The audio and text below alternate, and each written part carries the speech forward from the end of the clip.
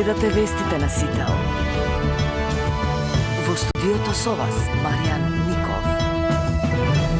Добро утро, вести во особ. Македонија е зафатена од топлотен бран со температури близу до 40 степен.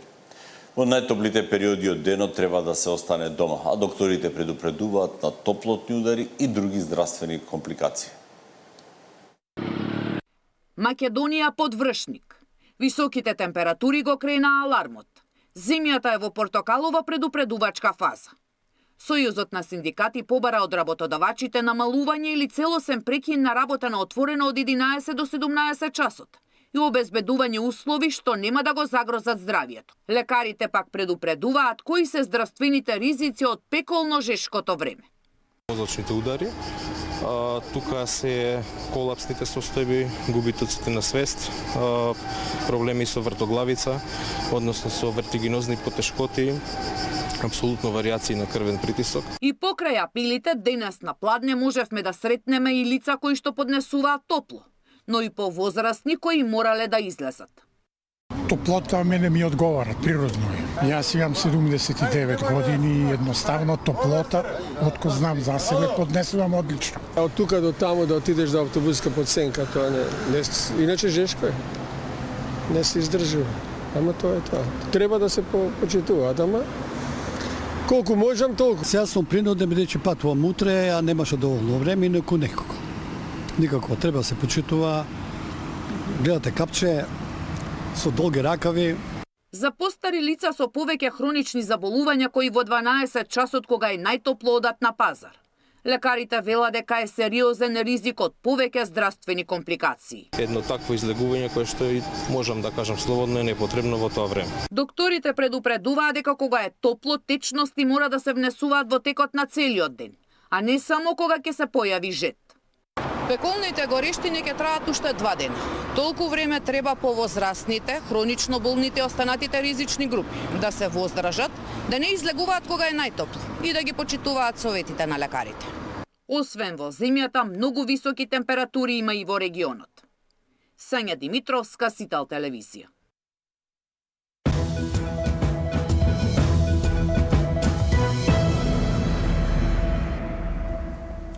Опозицијата на пресконференција пред владата соопшти дека владата водела тајни преговори кои според СДСМ ќе резултирале со прифаќање на францускиот предлог. Тие сметаат дека има таен план како тоа да се представи како победа пред граѓаните, особено имајќи предвид дека ВМРО-ДПМН е силен критичар на надворешната политика која водеше претходната влада на СДСМ.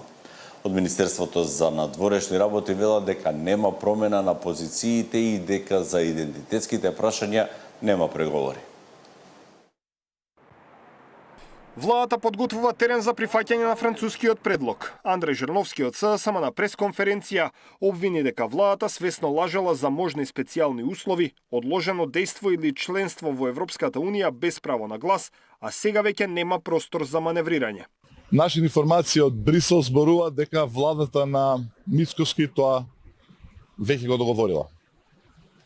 И тоа се јасни сигнали кои што пристигнале и од Брисел, и од Белин, и од Париз. Се обидува да направат стратегија. Како? Да го прикажат како победа она што до вчера за нив беше лага и велепредавство.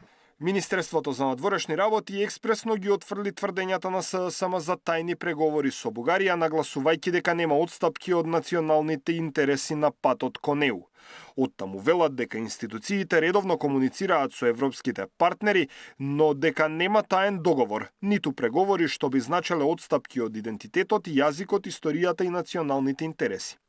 Наместо да понесе одговорност и да се извини за штетата што ја нанесе врз националните и надворешно-политичките позиции на државата, СДСМ повторно пласира груби невистини и конструкции. Тврдењата за постоење таен договор или тајни преговори се само уште една од низата измислици што СДСМ и ги пласира на јавноста. Нема отстапки од националните интереси, идентитетот, јазикот и историјата. Полноправното членство во Европската Унија останува стратешка определба и крајна цел на оваа влада, се вели во реакцијата од Министерството за надворешни работи и надворешна трговија. Препкувањата меѓу власти и опозицијата доаѓаат откако шефот на дипломатијата неодамна во интервју за МИА рече дека се водат разговори под радарот за трајно и одржливо решение за деблокада на процесот кон ЕУ. Рече и дека нема да има решение по секоја цена и решение кое само по себе нема да биде одржливо. Даниел Василев, Сител телевизија. МВР се уште не знае како бугарски пратеници на кои им е забранет влез во Македонија се најдоа на судење на обвинетата за сообраќајка со смртни последици во Кочани. Полицијата ќе истражува како бугарските пратеници од партијата Природба, Ангел Ѓоргиев и Крсто Врачев, кои имаат забрана за влез во Македонија, ја поминале границата минатата недела за да присуствуваат како поддршка на судење во Кочанскиот суд. Дека дошле во Македонија не е тајна, со оглед на тоа што на социјалните мрежи објавија фотографија со обвинетата Ива Михајлова од Кочани, која има бугарско државјанство и обвината за сообраќај на несреќа со смртни последици, но според нив се води нефер судски процес. Дали пропуст направила македонската полиција, од МВР допрва ќе утврдуваат. Доколку се утврдат евентуални пропусти или незаконито постапување од страна на службени лица, МВР ќе постапи согласно законските овластувања и ќе ги преземе сите соодветни мерки и действија, вклучително и поведување на соодветни постапки, велат од Министерството. Но таму не можат да споделуваат информации за влез и излез на лице од државата, освен по барање на надлежен државен орган. Според судска пресуда од 8 август минатата година од Битолскиот суд на 27 лица, сите членови на бугарската партија Природба, им се забранува влез во Македонија, бидејќи лани во јули нелегално ја поминале македонско-грчката граница и нелегално престојувале во земјава повеќе денови. Нивното доаѓање во Македонија минатата недела е поради судењето каде е обвината Михајлова, која на 7 октомври направи сообраќајка при што од ударот во друго возило загинал патник. Од тогаш и се одземени македонскиот и бугарскиот пасош и не смее да ја напушти Македонија. Иако доставила медицинска документација дека треба да оди на лекување во Бугарија поради последиците од сообраќајката, но и дека таа не е виновна за трагичниот исход. Кочанскиот суд два пати одби да ги врати пасошите бидејќи оцениле дека здравствената состојба не е животозагрозувачка.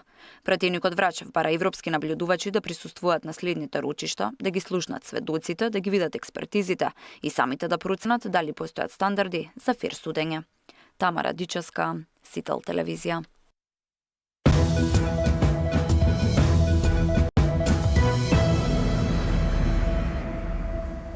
Фондот за здравствено осигурување најавува засилени контроли на долгите боледувања за да се спречат злоупотреба и непотребен одлив на пари.